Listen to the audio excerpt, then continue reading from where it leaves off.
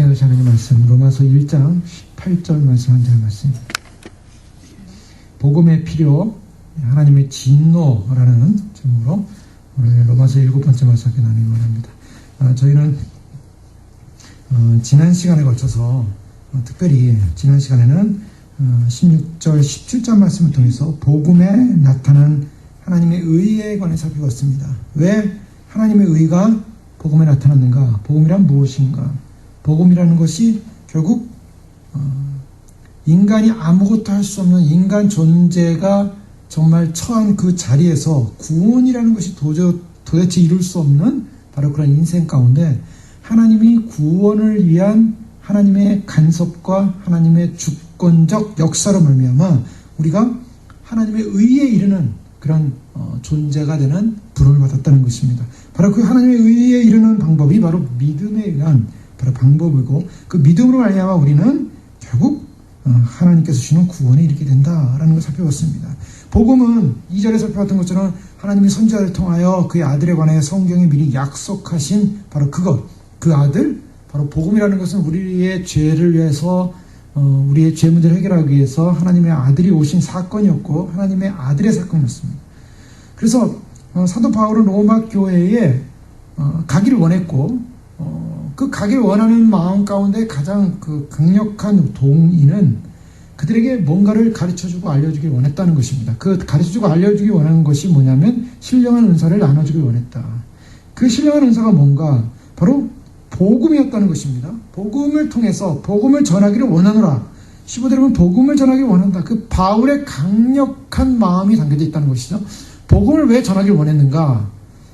이 로마 교회가 믿음으로 소문났지만 아직 어린아이 단계고 아직 태어난 단계고 감격과 그 소망으로 말미암아 그 로마의 타락된 문화 가운데서, 그 타락된 문화라는 것은 죄성의 문화죠.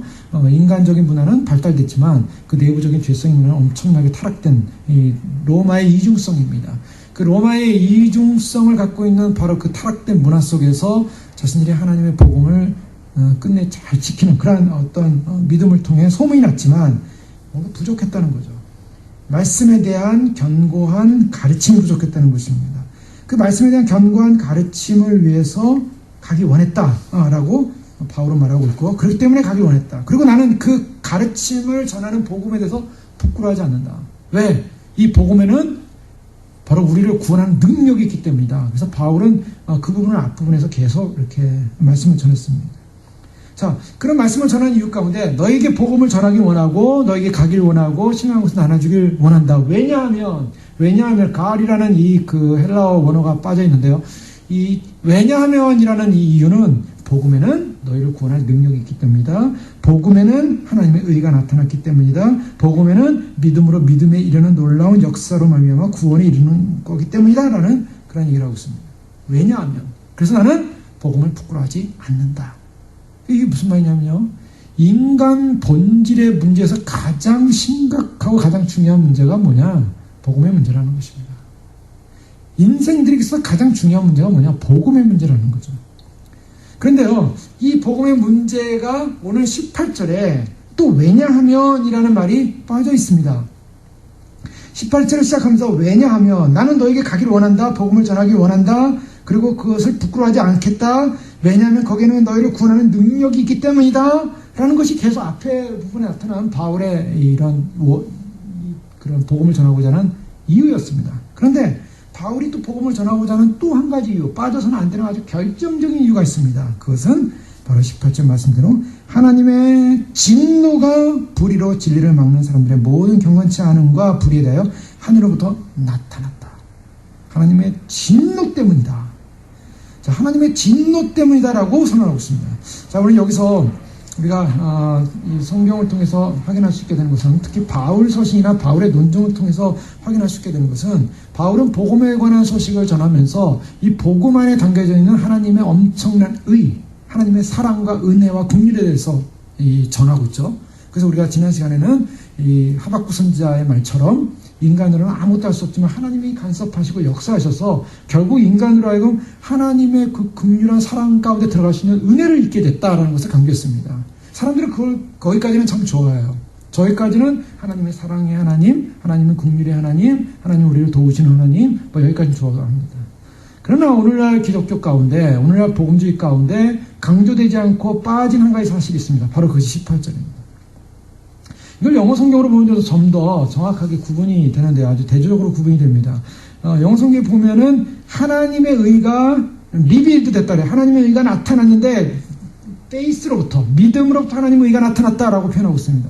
그런데 18절에 동일하게 하나님의 진노가 나타났는데 바로 하늘로부터 하나님의 진노가 나타났다. 계시됐다. 이 리빌드 됐다라고 표현하고 있어요. 하나님의 의와 하나님의 진노가 동등한 대꾸. 그래서 포더라는 표현을 쓰고 있습니다. 이 영어 성경에는 그거를 넣고 있는데 한글 성경에는 안 나와 있죠. 왜냐하면 포라는 이 전치사가 붙는데요. In the righteousness of God is revealed 이렇게 표현하고 있고요. For the wrath of God is revealed. 하나님의 진노가 나타났고 하나님의 righteousness, 하나님의 의가 나타났고 라는 이 표현 앞에 왜냐하면 복음을 전하는 이유가 뭐냐? 하나님의 의가 나타났을 뿐만 아니라 또 한 가지 빠져서는 안 되는 이유가 있다. 그것은 하나님의 진노다. 자, 이것이 굉장히 중요한 부분입니다. 하나님의 진노가 나타났다는 이 부분.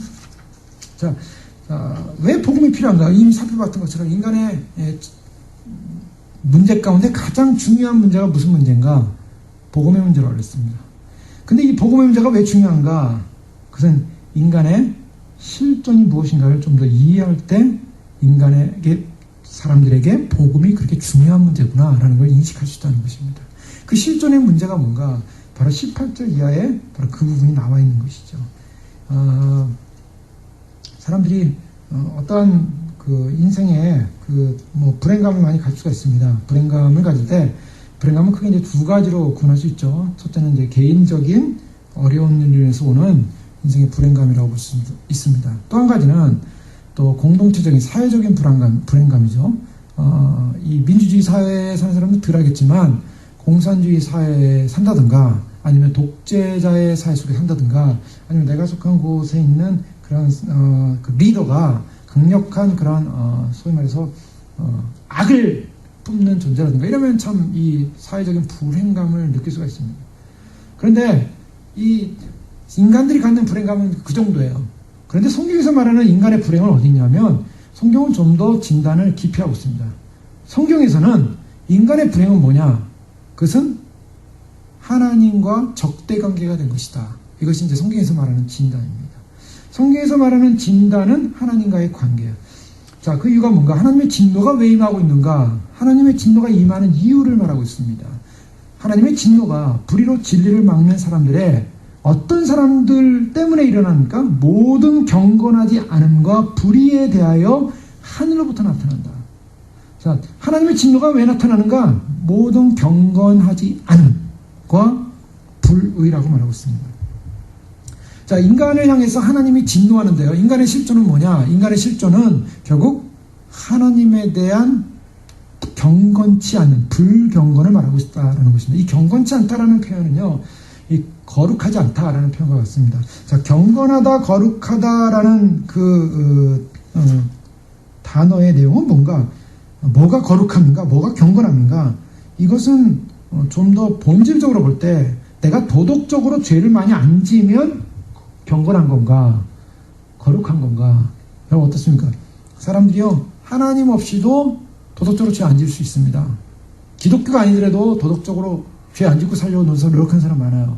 또 기독교가 아니더라도 경건된 삶을 사는 사람 많습니다. 뭐 경건, 거룩의 모양을 갖고 있다면 캐톨릭을 보면은 좀 더 기독교보다 거룩해 보이는 모양이 있습니다. 그 경건도 수련도 많이 하고요. 실제로 많이 해요. 가톨릭 안에서는. 기독교보다 경건을 많아요. 그래서 기독교에서 저런 경건을 좀 우리도 해봤으면 좋겠다고 해서 빼서 이렇게 좀 모방을 많이 하죠. 물론 가톨릭도 기독교를 모방을 많이 합니다. 그러나 또 그런 것들, 또 교회사적으로도 보면 많은 수도원 운동이나 경건 운동이 일어날 때 보면 다 가톨릭이 또 핵심이었어요. 중세. 그런 부분들.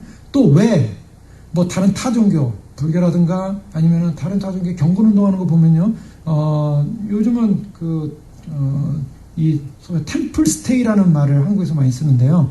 템플 스테이라는 것은 뭐냐면 절에 가서 크리스천들이 소위 말해서 경건운동을 하는 거예요.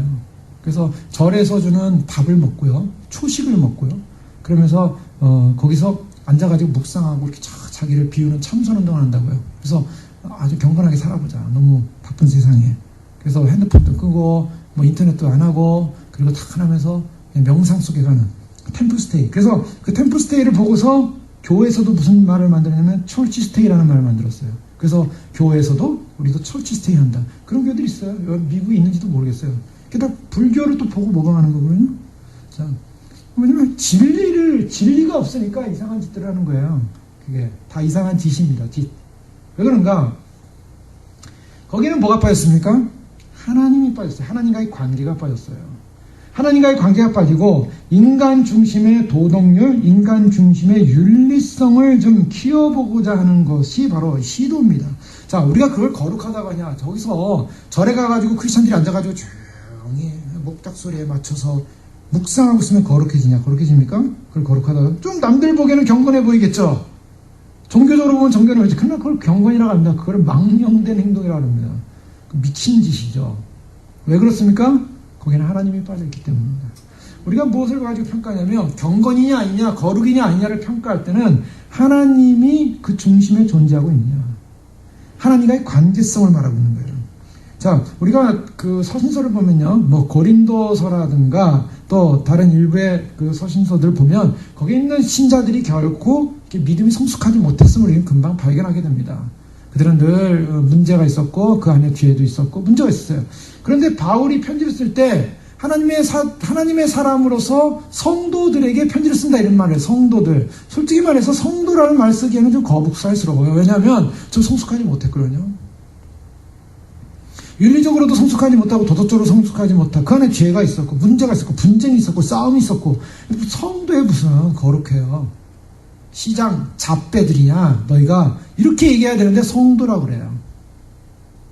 성도라고 얘기하는 이유가 뭔가? 그 이유는 뭐냐면 비록 부족함에도 불구하고 하나님에게 속해 있느냐 속해 있지 않느냐로 일단 크게 평가를 한다는 것입니다. 이게 엄청난 축복입니다.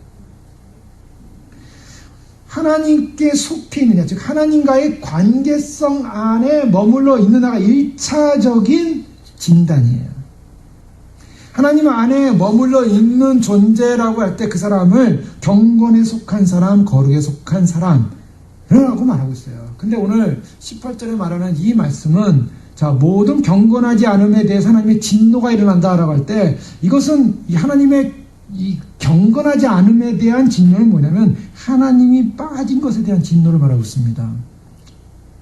하나님이 빠진 것에 대한 진노. 자, 그리고 불의에 대해서는 불의라고 하는데요.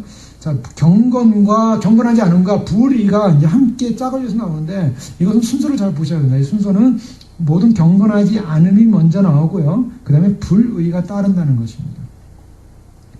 하나님 없이 불의할 수 있느냐? 아닙니다. 하나님 없이 불의할 수 있느냐? 그게 가능하죠. 참. 하나님이 있는데 불의하냐? 그렇지 않다는 거예요. 하나님이 내 안에 믿음으로 관계성이 회복된 사람을 우리는 뭐라고 합니까? 기독교적인 정의는요? 의라고 얘기해요. 의. 그래서 칭이라고 해야 되잖아요. 예수를 믿었어요. 하나님과 관계가 형성이 됐어요. 형성된 사람을 의롭다함을 칭하게 되는 이신칭의적 사건이 벌어져요. 그런데 하나님과의 관계가 형성되지 않은 사람은 뭐랍니까? 의롭다고 안 한다는 거예요. 불의라고 한다는 겁니다. 즉 하나님과의 관계성 여부부터 의와 불의가 그 다음에 따라온다는 것이죠. 때문에 모든 경건하지 않음, 하나님과의 관계성이 회복되지 않은 사람은 불의한 일을 한다는 것입니다. 자, 불의한 일.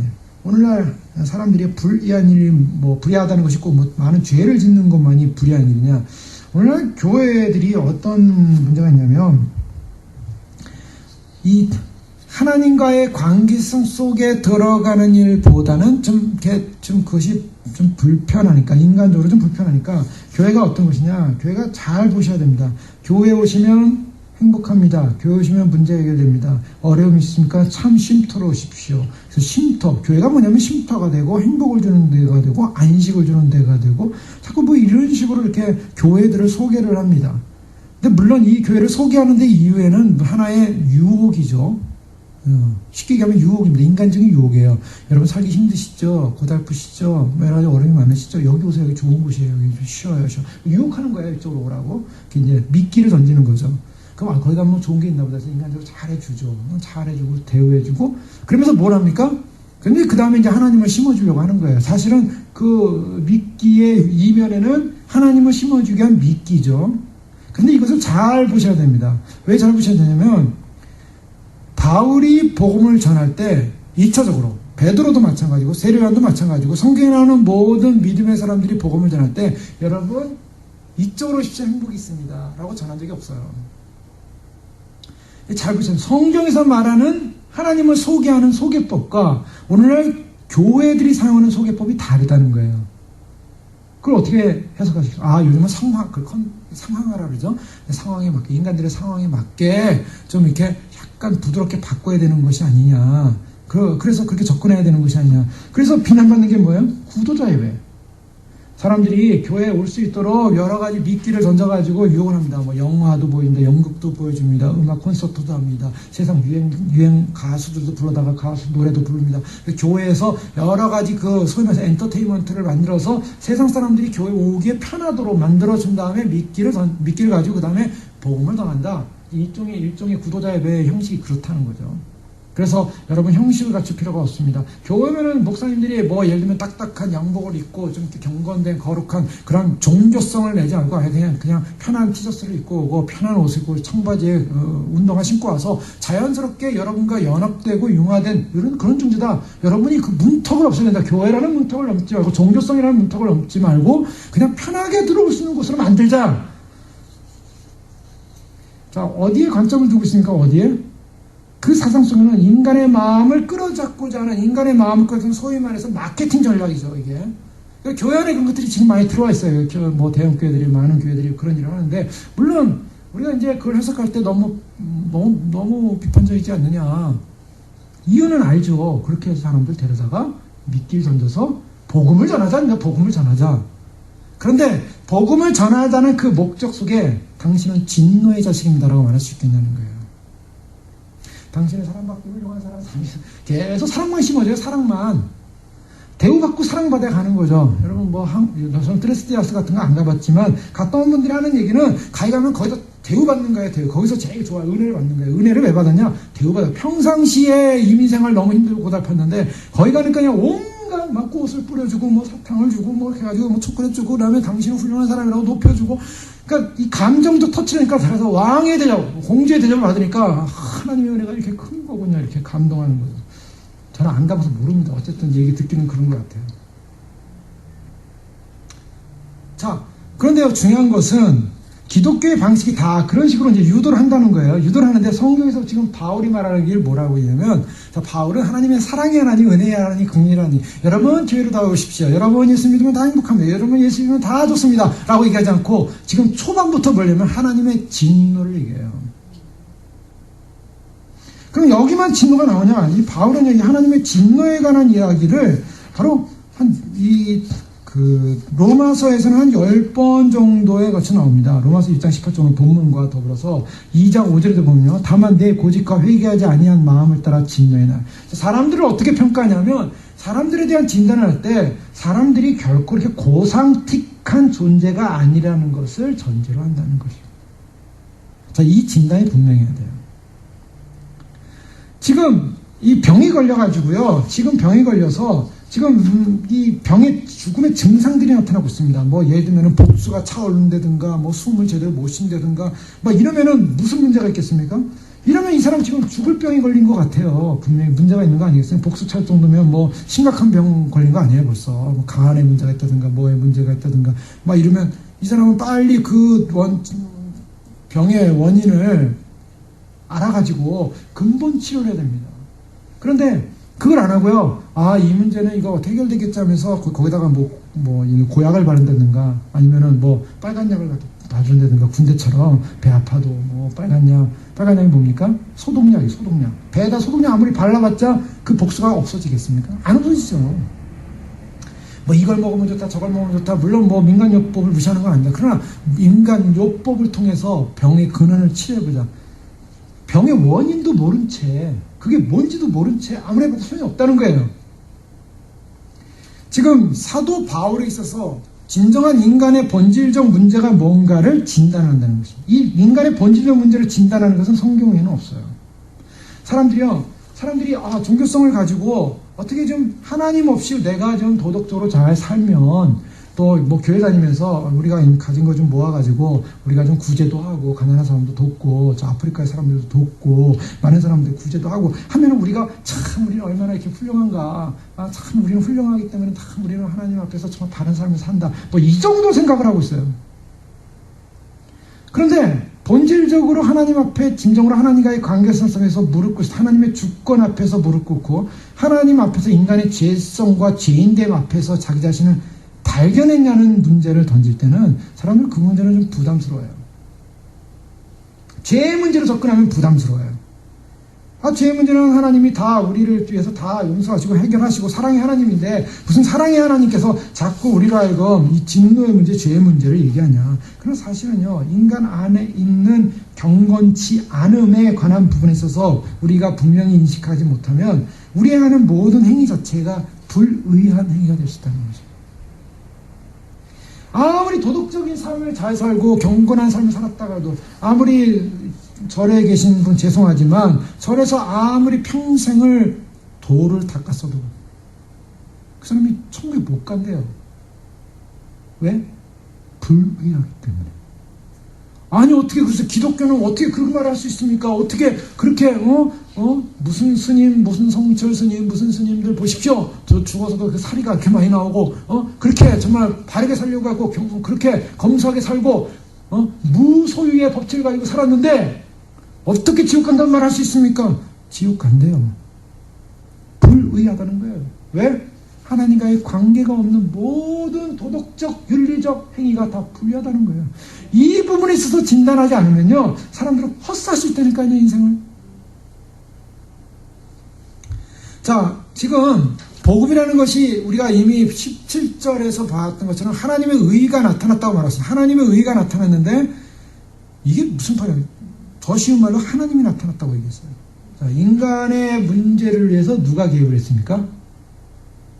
다시 처음으로 돌아오면 인간의 문제를 위해서 개입한 분이 천사도 아니고 또 인간도 아니고 하나님, 창조자 하나님 그분이 개입을 했어요.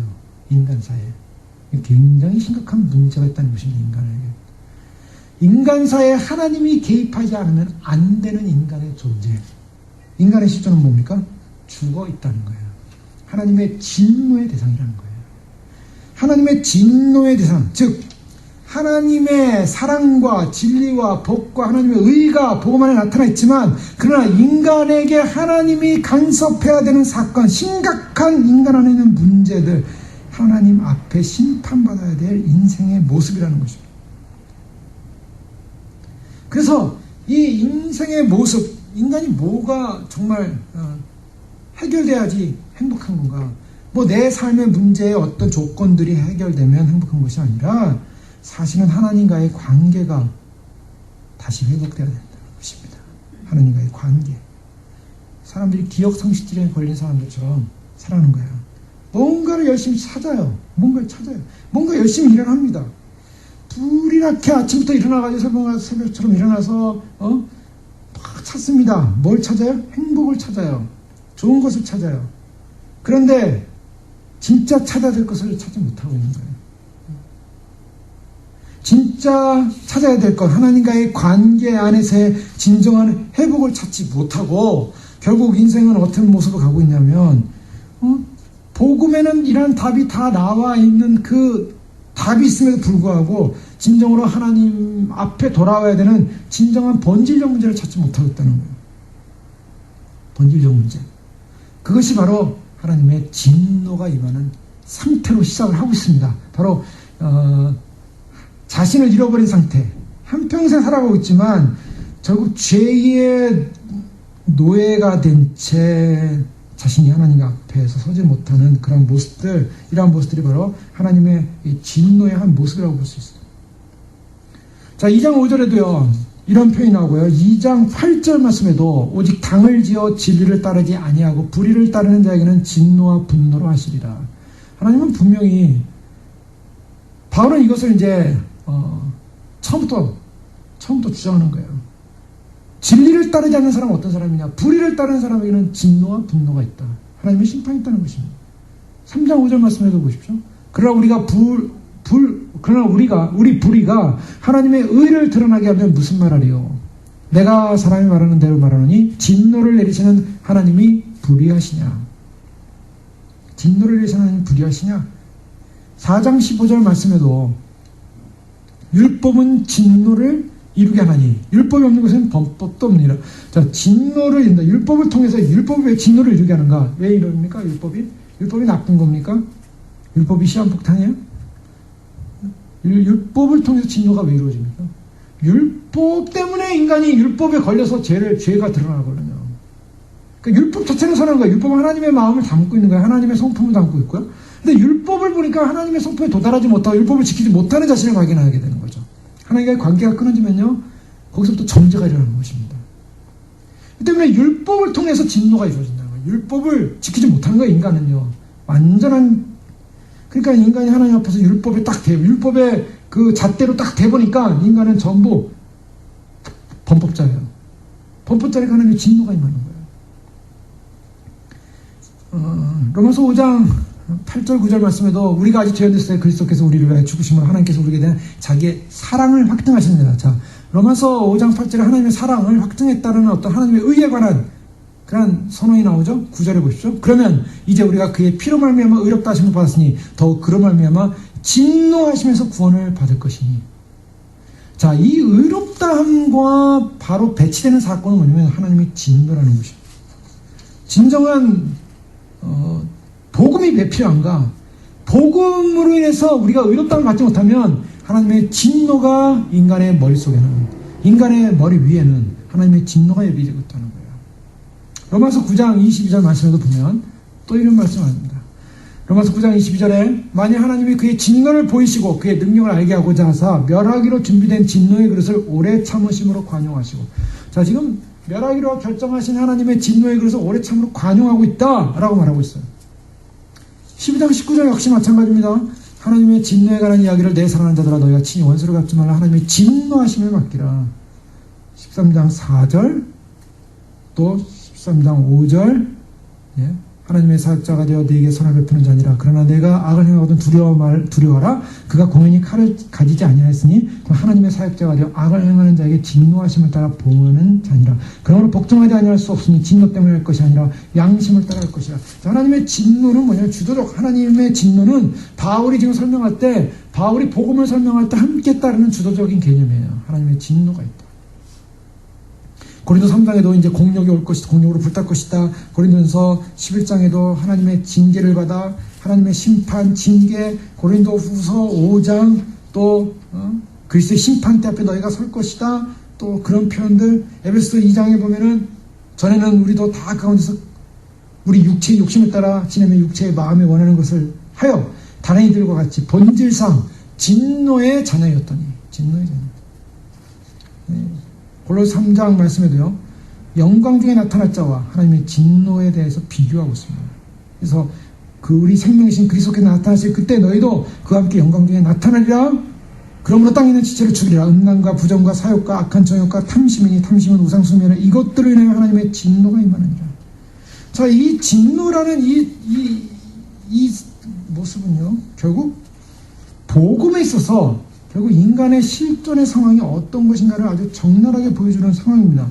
인간의 실존은 결국 하나님으로부터 하나님과의 관계성 속에서 끊어진 존재로서의 진노받을 존재라는 거예요.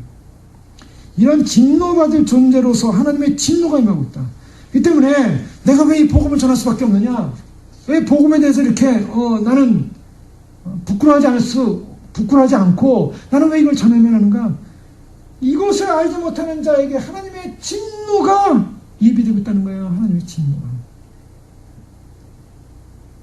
하나님의 의를 받을 수 있는 놀라운 하나님의 간섭이 있는 반면에 이런 하나님과의 관계, 즉 불경건이라는 이 영어 표현하면 ungodliness인데요. 하나님이 없는 것, 하나님과의 관계가 없는 것, 이것이 불경건이라는 거예요. 이 하나님과의 관계가 없는 사건, 이 사건에 있는 것이 바로 진노로 인해서 하나님께서 징계할 수밖에 없는 상황이기 때문에 인류는요 하나님께 등을 돌린 사건을 처음에 시작했습니다. 아담이 처음에 번제할 때 그가 하나님과의 관계성 속에서 등을 돌립니다. 사단이 유혹한 건 뭡니까? 사단이 속인 거는 네가 하나님을 신뢰하지 마라. 하나님 불신해라. 하나님은 너한테 거짓말했다. 하나님은 네가 그러한 능력을 가질까봐 너에게 그런 것을 하지 말라고 하는 것이다. 너는 하나님께 속고 있다. 그러니까 하와가 물론 받아들였지만 어떤 마음이 들었습니까? 그래. 하나님이 나를 속인지도 몰라. 하나님 먹으면 죽는다 했으니까 죽지 않을 거야. 하나님 나한테 거짓말했어. 나는 하나님이 나에게 속인 사건, 나는 그것을 듣지 않을 거야. 자, 이것이 하나님과의 관계가 끊어지는 사건이에요. 바로 하나님과의 관계가 없어지는 이 사건. 그 다음에 하는 것이 뭡니까? 그 다음에 선악과를 먹었다는 거예요.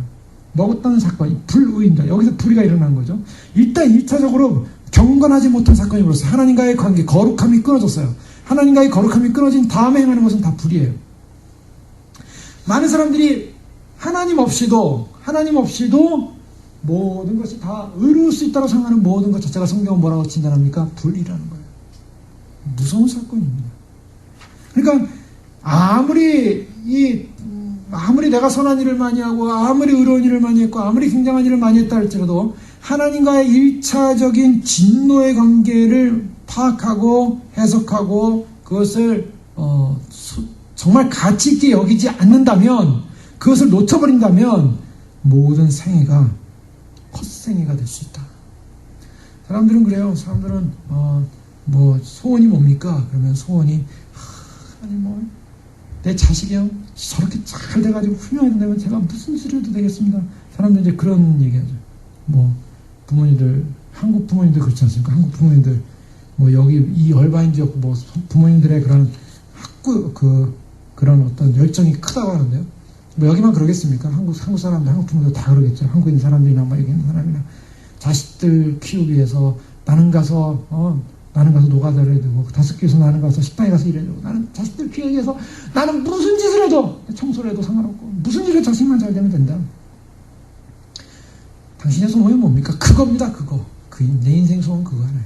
그게 소원이 돼서는 안 돼요. 진짜 중요한 건 뭐냐면, 하나님 이 문제 해결하면 나는 원이 없어요. 이게 아니에요, 이게. 사람들이 그래요. 사람들이 살면서 나는 이 문제 해결되면, 이 문제가 뭔데? 도대체 뭔데? 삶의 문제, 인생의 문제. 그거는 부처적인 문제예요. 물론 그렇다고 자식을 안 키우고 키우는 문제는 아니죠. 그러나 그 문제가 1차적인 문제가 아니라 나의 소원은 하나님과의 관계야만 합니다. 관계. 여러분 이것이요 우선순위로 안 와 있어요. 오늘날 기독교가 하나님과의 관계가 최고다. 무슨 김 빠지는 소리입니까? 지금 현실적으로 내가 살게 얼마나 또 현실적으로 일이 얼마나 많은데 하나님과의 관계가 그런 부차적인 문제라고 생각해요. 제일 마지막에 진노 문제. 하나님은 사랑의 하나님이에요. 하나님이 그 사랑의 하나님께서 우리에게 진노를 허락한다는 거는 말도 안 되는 얘기야. 그거는 저기 이교도나 행하는 얘기야. 무서운 하나님이나 행하는 얘기야. 사람들이 하나님의 진노에 대해서 관심 없어요. 죄에 대한 진노? 이거는 그걸 너무 강조하면 너무 염세적인 그런 성경 해석하는 게 아닙니까? 너무 부정적인 거 아닙니까? 왜 하고만 하나님의 사랑과 격려와 위로가 있는데 왜 하나님의 진노에 대해서 이야기하고 불안하게 하고 부담을 줍니까? 사람들이 예수님 오신다고 왜 안 믿고 싶냐면요. 예수님 오시면 이제 큰일 났거든요. 자기가 그동안 죄를 짓는 것도 끊어야 되고요. 자, 예수님 오시면 싫어하는 사람들은요. 보이지 않는 습관적인 죄들이 있어요. 예수님인데 안 믿으려고 그래요. 당신 무슨 죄 짓고 있어? 자기가 삶을 즐김의 죄들을 끊어야 되는데 끊기 싫은 거예요. 교묘한 자기만이 알고 있는 죄들이 있어요. 무슨 죄냐? 자기 향락이겠죠. 눈에 보이는 신문에 날 만한 죄가 아니더라도요. 자기가 자기가 명예를 즐기는 사람 명예의 죄가 있겠고요. 물질에 즐기는 사람 물질의 죄가 있겠고요. 세상에 육신적 만족을 내는 육신적 만족. 그 외에 자기가 이 땅에서 포기하지 못하는 죄들이 있어요. 예수님 오시니까 그거 싫은 거예요. 그거 당장 끊어야 되니까. 그거 다 즐긴다면 막 죽기 직전에 예수님 오신다면 아마 환영할 거예요. 예수님 오시옵소서 막 이럴 거예요. 그러나 지금은 아니에요. 또 한 가지는 주님이 오신다면 심판이 오기 때문에. 인간은요, 본질적으로 아무리 훌륭하고 아무리 믿음 생활하고 아무리 굉장한 존재를 할 때도요, 하나님 앞에 선다는 건 두려운 문제예요. 누가 감히 인간이 하나님 앞에 서겠습니까? 나 자신 있습니다. 그렇게 자신 있어요. 주님 오시면 언제나 많이 자신 있어요. 진짜 그럴까요? 당신 한번 딱 끄집어다가 딱 하나님 앞에, 죽음 앞에 한번 세워볼까요? 그런 분들은요, 딱 끄집어다가 한번 세워놓고, 지옥불 앞에 딱 세워, 던지기 직전으로 가고 싶어요. 떨어질까, 안 떨어질까? 자, 주님 오신다는 걸 왜 싫어하는가? 사람들 마음속엔요, 사실은 심판에 대한 두려움이 있기 때문이에요. 심판받고 싶지 않아요, 아직은. 자, 이런 하나님에 대한 진노에 대해서, 왜 자꾸 그런 진노에 대해서 얘기를, 여러분, 근데요, 오늘 사도 바울이 처음부터 무슨 얘기를 하냐면, 처음부터 하나님의 의와 하나님의 진노를 얘기한다고요. 그게 복음이에요. 복음은 하나님께서 날 위하여 십자가에서 돌아가시고 날 구원하게 한 하나님의 간섭과 사건과 작업이 있었다라는 이 하나님의 엄청난 사랑에 대한 메시지일 뿐만 아니라 이 하나님과의 관계가 없다면 진노받아야 될 죄인이라는 분명한 선언이 있어야 되는 것이 복음적 접근이에요. 성경의 접근이고. 그 때문에 심각한 거예요, 복음은. 주님의 나라에 과연 인생이 갈 수 있을까? 인생이 갈 수, 이 제목록 보세요. 그 다음에 나오는 제목록 쭉 보세요. 과연 주님의 나라에 갈 수 있을까? 그 때문에 인간이 가지고 있는 이 심각성을 이해하고 깨닫지 못하면요, 그 하나님의 의에 대해서 인식을 못한다니까요. 정말 하나님에 대한 이 자신, 하나님 앞에서 자신의 죄에 대한 심각성을 깨닫지 못하면 감사와 감격이 없다고요. 죽을 병 걸려서 자기가 아무래도 안 되는데 의사 선생님이 정확하게 진단을 해가지고 고쳐줬다고 생각해보세요. 고마워요. 의사 선생님이 고맙다고요. 죽을 병 걸려보기 전에는요, 의사 선생님이 고마우게 느껴지질 않을 수 있어요. 아파보고 힘들어보고 도저히 내 힘으로는 못 고치는 고통이 올 때 의사가 나를 고쳤어. 의사 선생님이 나를 고쳤을 때, 야, 그 의사 선생님이 참 존경스럽고 참 훌륭하게 보이는 거예요. 자, 그런 것처럼 예수 그리스도가 우리 가운데 진정한 구원자요, 진정한 생명이요, 진정한 나를 치료자요, 나를 회복한 그분으로 내가 감격스러운 눈물이 나오기까지는 내가 얼마나 형편없는 저주받은 인생인가를 깨달아야 돼요. 하나님의 저주받은 인생인가, 진노받은 인생인가. 하나님의 진노가 하나님과 관계없는 인생 속에 이미 머물러 있다는 거예요. 그래서 예수님께서 요한복음에 그러잖아요. 나를 믿는 자는 영생을 얻었고 나를 믿지 않는 자는 이미 심판을 받았느니라. 이미 심판을 받았느니라. 그 심판의 주님이 머물러 있다니까요. 인간의 생애는 바로 영생이냐 심판이냐, 이 둘 외에는 진단이 없어요.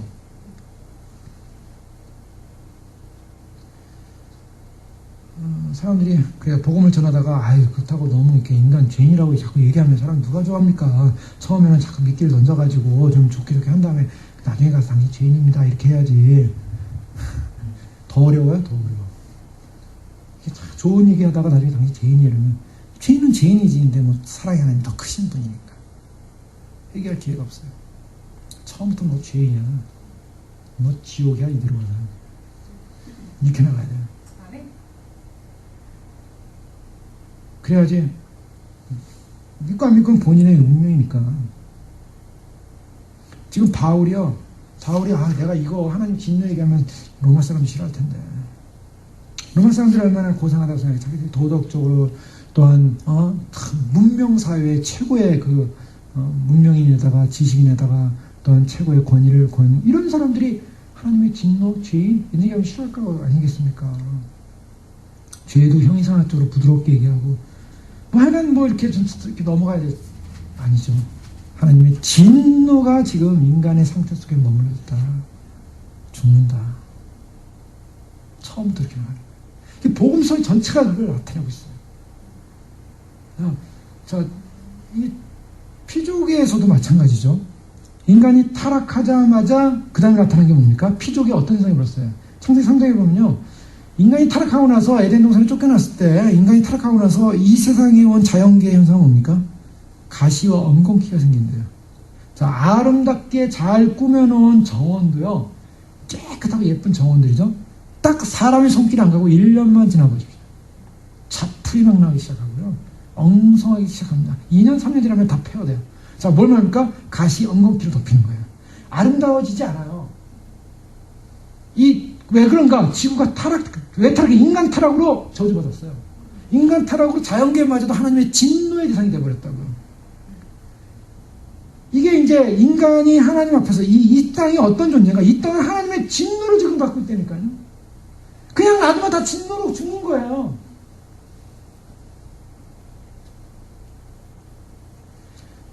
하나님께서 이스라엘 민족을 어떻게 봤냐면 내 눈에 있는 사과라고 그랬어요. 내 눈에 있는 사과.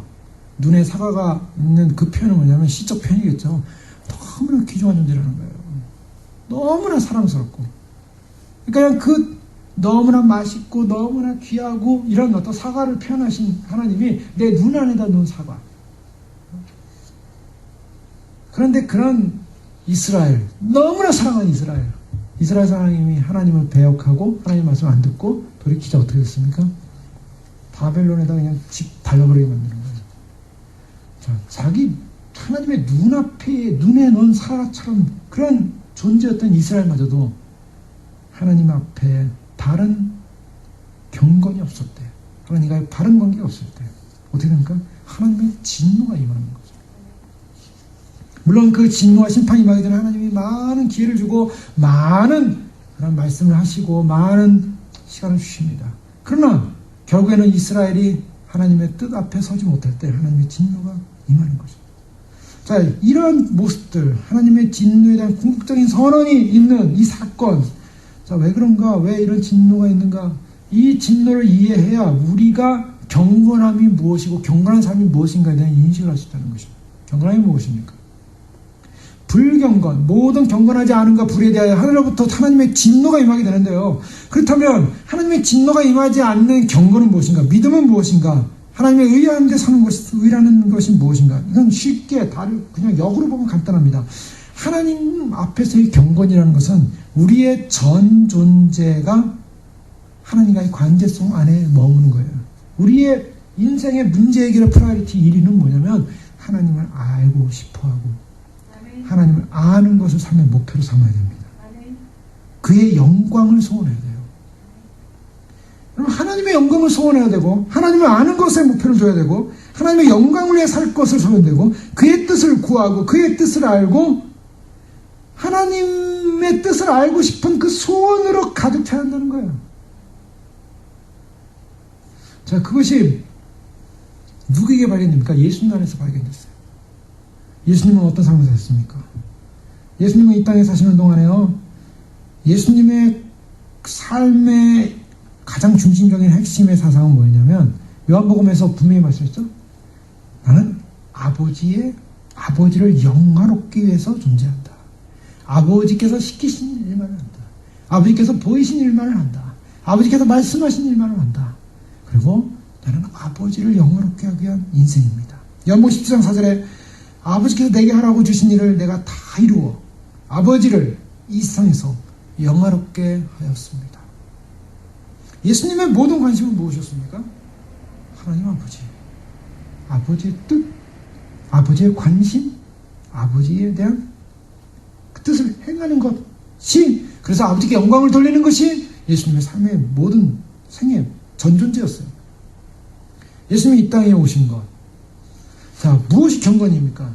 이런 젊은 율법사가 예수님께 와서 어떻게 하면 영생을 얻을 수 있습니까? 라고 했을 때 예수님께서 하신 말씀이 율법을 지키라. 율법이 무엇이었습니까? 예수님 하신 율법은 하나님을 사랑하고 이웃을.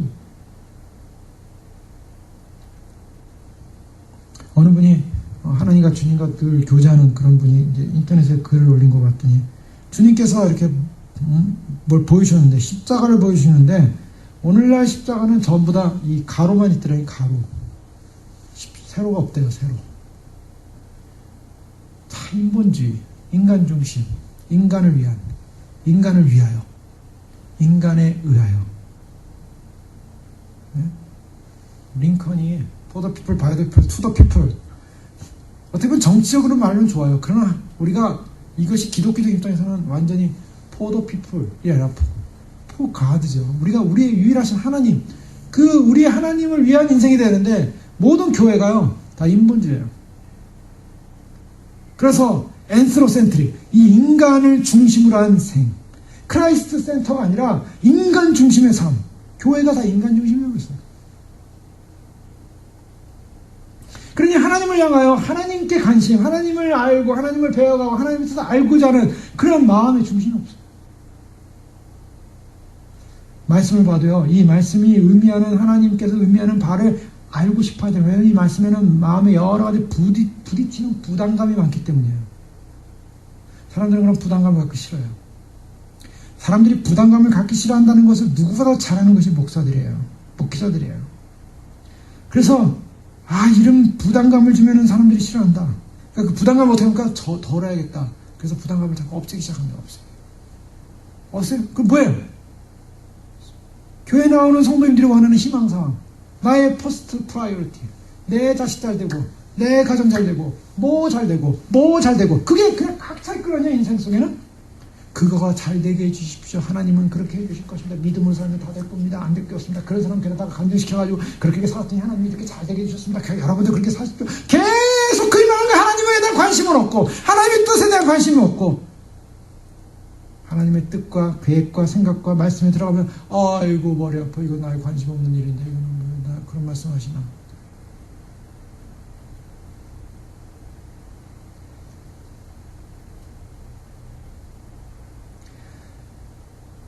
경건이 뭔가? 경건하지 않으면 하나님의 진노가 임합니다. 그래서 복음이 필요한 거예요. 복음이 뭔가? 하나님의 관계. 하나님을 알고. 인간 안에 있는 가장 심각한 문제는 하나님과의 관계가 끊어졌다는 거예요. 그것이 가장 성경에서 말하는 인간의 실존에 대한 진단이에요. 그래서 사탄이 속인 경건치 못한 하나님을 신뢰하지 못하게 하고 하나님을 떠나게 하고 하나님을 믿지 못하게 하고 하나님 되게 생각하지 못하게 하는 것. 성경 뭐라 합니까? 내 마음을 다하고 목숨을 다하고 뜻을 다하여 주 너희 하나님을 사랑하라. 하나님을 영화롭게 하는 삶을 살아. 이것이 없다면 죄입니다. 이게 죄라는 거예요. 하나님에 대한 영광, 하나님을 의롭게 하시는, 하나님 되게 영화롭게 할 수 있는 그런 믿음. 하나님 없는 종교를 원하고요. 하나님 없는 도덕성을 원하고요. 하나님 없는 봉사를 원하고요. 하나님 없는 경건을 원하고요. 하나님 없는 거룩함을 원해요. 그러니까 이것으로 다 포장해놨어요. 그래놓고 끼리끼리 모여서 우리 잘 살고 있지? 우리 행복하지? 우리 참 좋은 일 많이 하고 있지? 우리는 참 기독교인으로서 굉장한 일을 하고 있어? 우리는 참 그래? 하나님 없는.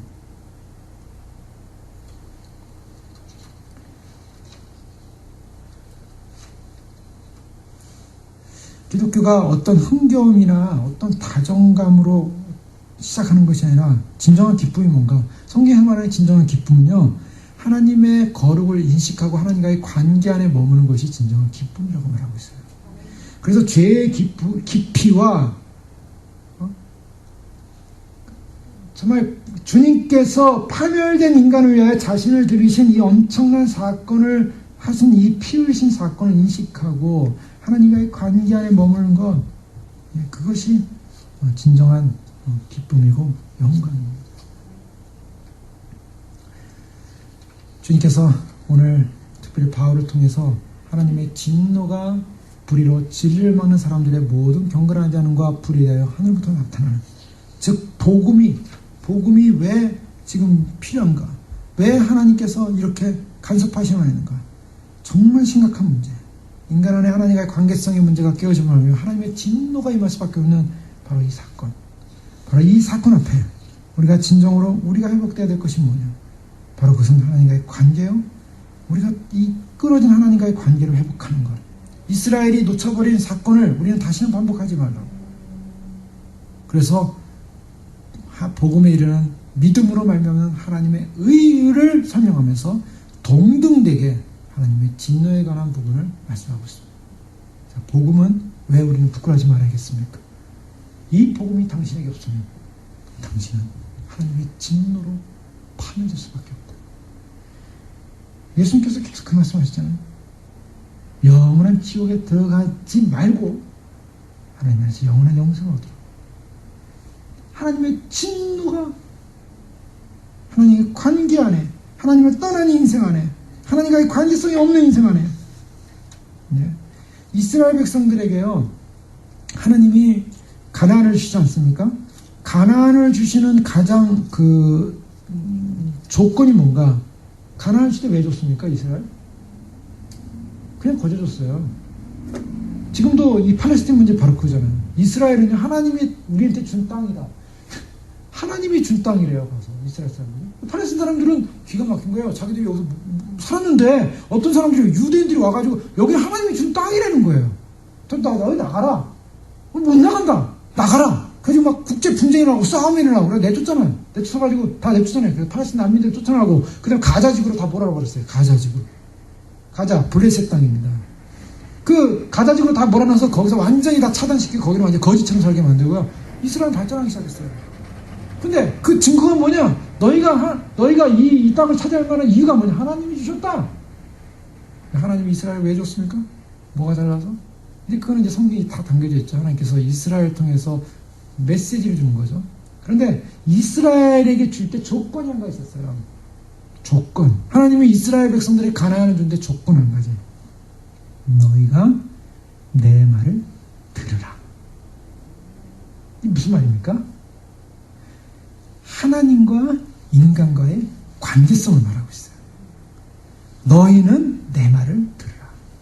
이게 딱 하나의 조건이에요. 가나안을 주는 조건. 오늘 우리가 천국에 가는 조건도 마찬가지예요. 우리가 주님을 주님으로 인정하고 주님의 주권 앞에 무릎 꿇고 주님을 왕으로 인정하면 주님이 우리에게 하나님 나라를 기여하시겠대요. 근데 우리가 복종하지 않고 하나님과 관계가 끊어져 있으면 우리는 그 나라에 들어갈 수 없다는 거예요. 자, 이스라엘 백성 보세요. 이스라엘 백성들은요, 그 말 들으면 가서 행복하게 잘 사는 거예요. 들을 때 어땠습니까? 사사기를 보면 들을 때 잘 살았어요. 하나님 말씀 안 들으니까 어떻게 됩니까? 그때는 하나님께서 그렇게 말씀하셨어요. 너희가 들어가서 내 말에 잘 들으면 너희가 심지 않은 열매를 먹을 것이고 너희가 농사짓지 않은 것을 먹을 것이고 막 하나님이 주시겠다는 거예요. 하나님이 공급하시겠다는 거예요.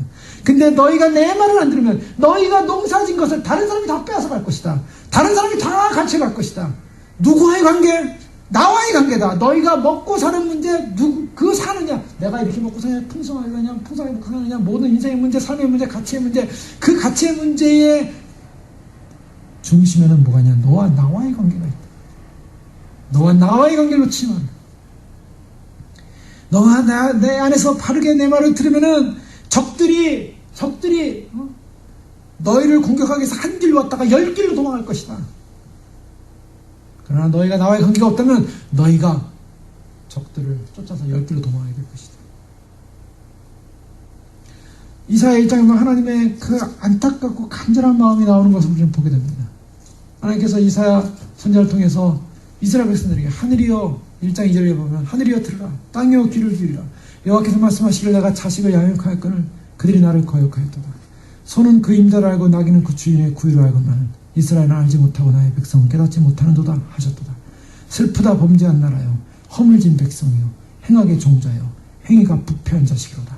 그들이 여호와를 버리며 이스라엘의 거룩하신 일을 만홀히 여겨 멀리하고 물러갔도다. 너희가 어찌하여 매를 더 맞으려고 폐역을 거듭하느냐. 온 머리는 병들었고 온 마음은 피곤하였으며 발바닥에서 머리까지 성한 것이 없이 상한 것과 터진 것과 새로 맞은 흔적뿐이거늘 그것을 짜며 싸매며 기름으로 부드럽게 함을 받지 못하였도다. 너희의 땅은 황폐하였고 너희의 성읍들은 불에 탔고 너희의 토지는 너희 목전에서 이방인에게 삼켜졌으며 이방인에게 파괴된 같이 황폐하였고 딸 씌우는 포도원의 망대같이 참 외밭에 원두막같이 에워싸인 성읍같이 겨우 나눴도다. 만군의 여호와께서 우리를 위하여 생존자를 조금 남겨두지 않으셨다면 우리가 소돔 같고 고모라 같았을 것이라. 그러면서 쭉 가요. 주님께서 이제 이스라엘 회복을 위한 약속을 주시죠. 너희는 스스로 씻으며 스스로 깨끗하게 하면 내 목전에서 너희 악한 행실을 버리고 행악을 그치고 주님께로 돌아오라고 말했어요. 그래서 우리가 서로 변론하자. 너희 죄가 주홍 같을지라도 눈과 같이 이어질 것이요 지렁같이 붉을지라도 양털같이 희게 되리라. 여기서 이 말씀이 나오는 거예요. 이스라엘 백성, 하나님과의 관계 안에 있었던 이스라엘 백성, 하나님을 떠난 존재가 됐을 때 하나님의 마음은 아프고, 바로 이것이 현실이에요. 바로 이런 현실 앞에 하나님의 진노가 임했다. 인간의 현실, 하나님 앞에서 돌아와야 될 인생, 참으로 자신의 인생의 행복을 찾아서 아무리 노력하지만 결국 자기의 존재의 실존적 가치를 잃어버린 채 기억이 상실, 자기가 지금 죽어있는 존재지 하나님을 찾아야 할 존재, 하나님을 찾지 못하고 기억 상실해서 헤매고 있는, 마치 치매한 자들처럼 살아가고 있는 거예요. 그것이 행복입니다. 더러운 세상에 오물을 온몸에다 묻히고 벽에다 묻히고 냄새를 풍기고 살아가도 그것이 행복이냐? 미쳐버린 인생. 정신 차리고 내게로 돌아오라. 이것이 오늘 바울이 복음을 설명하면서, 복음에 나타나는 하나님의 그 사랑과 의가 얼마나 위대한가를 설명하면서, 또한 이 복음은 반드시, 이 복음이 필요한 자가 너희가 누구냐? 너는 하나님의 진노 아래 있는 존재들이다. 이 양면성을 설명하면서 진정한 복음의 사람들로, 말씀의 사람들로, 그래서 주님의 심판에 서지 않는 하나님의 의 가운데 서는 그런 백성이 되라는 그 메시지인 줄 믿습니다. 저희의 삶 속에 하나님의 진노가 있음을 저희는 인식하고, 저희 또한 하나님 앞에서 말씀 앞에, 진리 앞에 하나님과의 관계를 회복하고 거룩하고 정결하고 진정으로 하나님 관계 안에서 우리 인생의 모든 것은 하나님을 알아가는 것입니다. 하나님이 전 존재입니다. 이 인생으로 주님 오시는 날 심판에 이르지 않는 영생에 이르는 축복이 저희들에게 임하는 그런 귀한 삶이 되기를 주 이름으로 축원합니다. 기도하겠습니다. 이 시간 기도할 때 그렇습니다.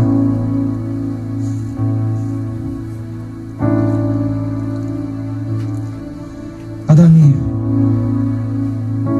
사단에게 속을 때 경건을 잃어버렸습니다. 하나님과의 관계를 잃어버렸습니다. 하나님과의 관계를 잃어버린 모든 인생의 삶은 불의라고 성경은 분명히 말하고 있습니다.